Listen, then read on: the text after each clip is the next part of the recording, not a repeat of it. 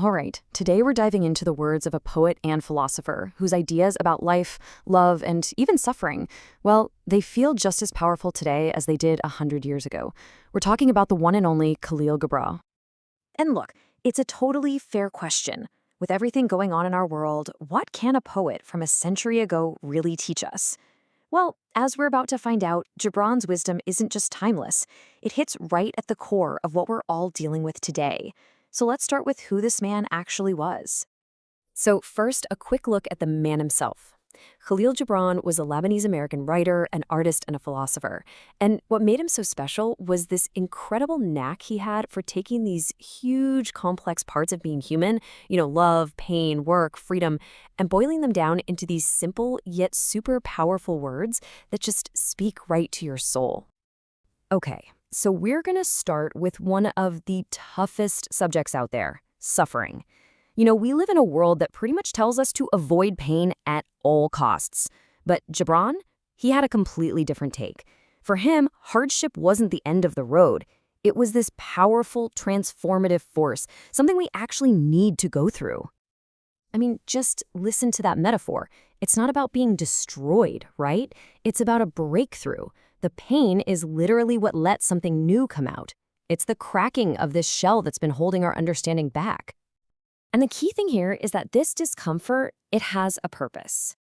Gibran is basically saying that pain is the catalyst that shatters our illusions and our narrow little points of view. It forces us to grow, to see the bigger picture, to feel more compassion.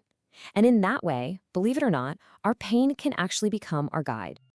And this quote, wow, it just paints such a vivid picture of what comes after that painful process. Think about that imagery, souls that are forged, not just strong, characters that are seared with scars. See, those aren't signs of weakness. They're proof of resilience. Gibran really believed that, just like fire hardens steel, going through tough times strengthens our spirit.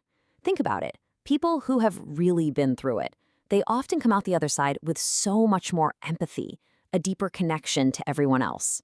Their scars, they become a testament to everything they've survived. So, this idea of finding strength in hardship, it flows really naturally into another one of Gibran's favorite topics, love. And for him, love wasn't just some passive feeling. No, it was an active force, something you could pour into everything you do, turning the most boring stuff into something truly meaningful. Now, this is one of his most famous lines, and man, is it a challenge to how we think about our jobs, right? Especially now, with everyone talking about burnout and trying to find purpose. So what does he even mean? How do you make love visible through your work? Well, Gibran's whole idea is that when we pour real passion and care into what we're doing, even the simplest chores, we completely transform them. Suddenly, a task isn't just a duty anymore. It becomes an act of creation. It's a way of showing our care and our commitment. That's how love becomes visible. And he takes this exact same idea and applies it to generosity. He's really pushing us to look past just giving stuff and to think about what it means to truly give. And the difference he points out, it's huge. Giving possessions, right? That's often just a transaction. It's replaceable. But when you give your time, your attention, your energy, you're giving something that can't be replaced. You're giving a piece of yourself, and that is what creates a real, genuine connection. Of course, Gibran's wisdom on love goes deep into relationships. In this one, this might be more relevant today than ever before. This beautiful image isn't about being distant from each other. It's about finding a healthy balance, especially when we feel this pressure to be connected 24/7. He's saying that real connection actually needs some room to breathe. The core idea here is that love thrives in freedom, not in possession. I love this comparison he makes. Partners are like two trees that need their own space to grow tall and strong, even though they're rooted side by side. So a real partnership, the way he saw it, is one that respects and even encourages you to be your own person. And that doesn't weaken the bond, it actually makes it stronger. And with this next one, Gibran touches on a really bittersweet truth about love and loss. It's a feeling I think a lot of us can relate to, right? That you don't always realize just how much you have until it's gone, or you're about to lose it. It's in that moment of separation that you finally see the true depth of your connection. Distance has a way of cutting through all the noise of daily life, all the habits, and it just shows you what you really feel It's such a powerful reminder to appreciate the people in our lives on purpose, right here, right now. All right, for our last main theme, we're going to turn inward. Gibran was always pushing people to look past the surface, whether they were searching for beauty or for faith. And this quote is so simple, but wow, is it profound, especially today in our totally image-obsessed world. It just completely flips our whole idea of beauty on its head, right? It takes it from being something on the outside that fades to something on the inside that's timeless.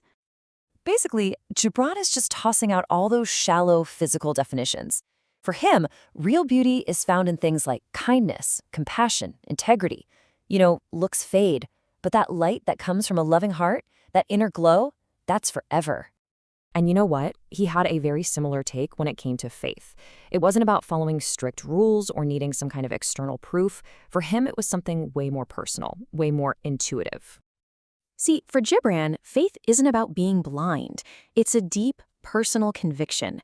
It's a kind of knowledge you hold in your heart, something you feel rather than something you can prove with logic. It's that quiet certainty inside that gets you through, especially when you're filled with doubt. So let's bring all this together. What is Gibran's timeless message for us, right here, right now? Really, it's a call to look deeper, to find the strength in our struggles, not just the sadness. To look for beauty in someone's character, not just in their perfectly curated online profile. It's about finding power in real connection instead of just transactions. And remembering that the wisest thoughts often come to us when we're just quiet and listening to our own hearts. At the end of the day, Gibran's work is this beautiful reminder that the answers we're all looking for, they usually aren't out there in all the noise. They're in the quiet space inside us. So I'll just leave you with this one thought. In a world that is constantly screaming for your attention, how will you find your silence?